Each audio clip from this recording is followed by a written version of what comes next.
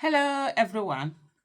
So the what's it called? The so-called Minister of Women Affairs went to see the children that Tinubu's illegitimate administration that she's part of arrested, not arrested, abducted. I think that's a better word. Abducted, detained for 90 something days, have been torturing them, not feeding them. These children are so malnourished. And she comes out to do a whole, picture, whatever moment with them, take pictures with them, and all of that is sharing for them. Meanwhile, this woman was the Minister for Police Affairs when these children were taken away. She never bothered, she never cared, and now she's using them for picture ops. That's all that matters to these people. The cable has this Women Affairs Minister visits minors detained for End Bad Governance protest.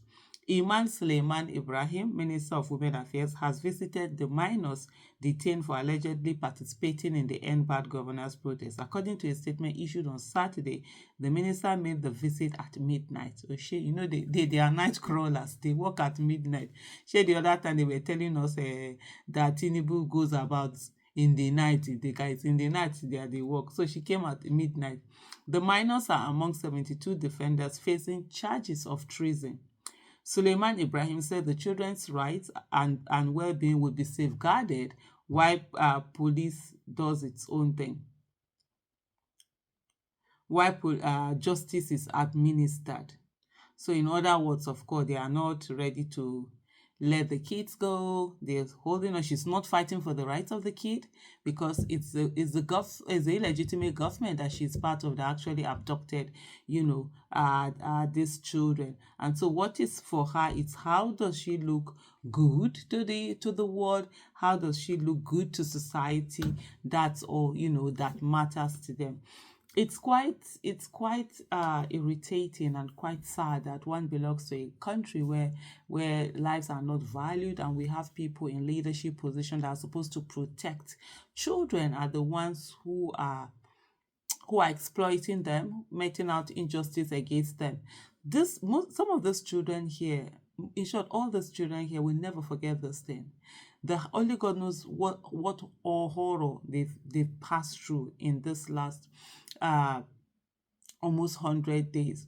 The prisons in Abuja refused to accept them because they are minors, and they said, look, we don't have a place to keep them. They are not supposed to be here.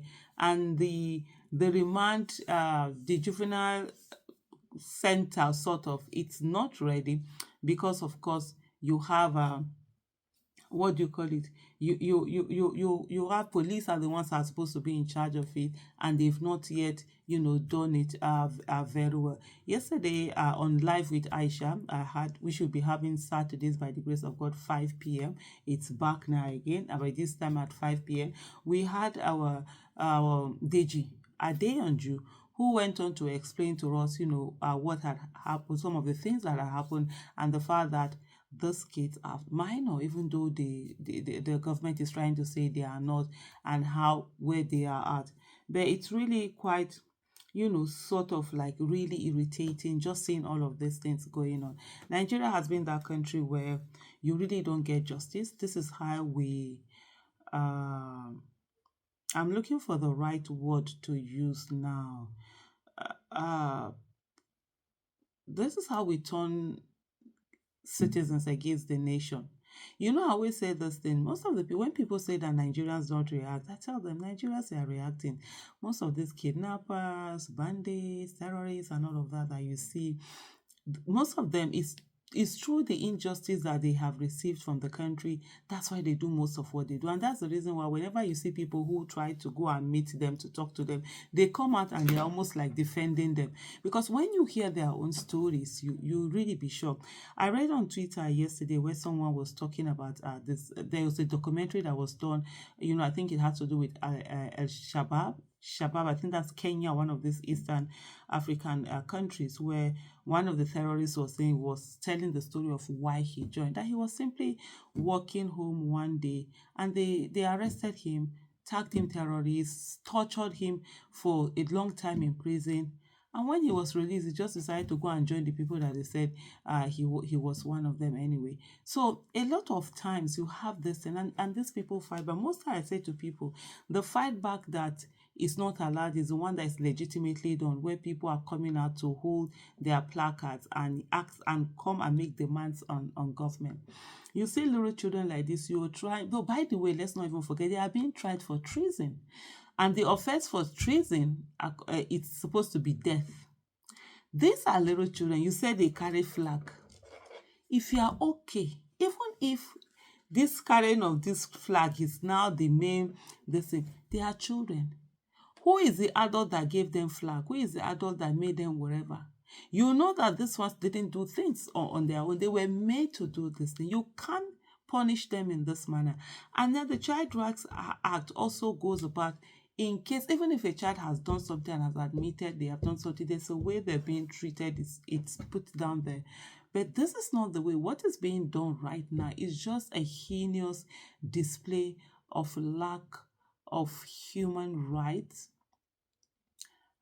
respect, no respect for rights, no respect for citizens, and how people, based on the fact that people are poor, they're being treated anyhow. These are people who came out to express their hunger, to express their anger in a legitimate manner, to say to the government, we're sick, we're hungry, we're dying, we don't have things to do. And because of that, they are being punished in this way. Like I asked a question the other day, what's the difference between Shekau and Tinubu? There's none. The bandits and terrorists are not even asking for 10 million naira ransom, but the government is. When you're coming out to say that bail has to be 10 million naira, if these people had people within their circles that had 10 million naira, do you think they would be on the streets? Would they have been on the streets making demands on you? Would they have been on the street as telling you that they are hungry? They haven't believed in you coming out to tell you that they are hungry. And instead of you to solve their problem, rather what you've done is to abduct them, dehumanize them, treat them in this way. And then your so-called Minister of Women Affairs, that was Minister of Police Affairs, is coming to come and do Photoshop with them and tell us that the children are being protected while the police will do justice. Will she allow her children to be treated in this way?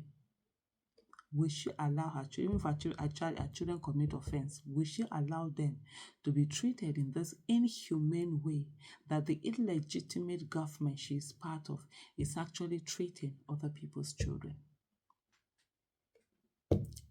Let them continue what they are doing. I repeat what I've been saying very often these days. One day, monkey go market, e no go come back. Thank you for watching.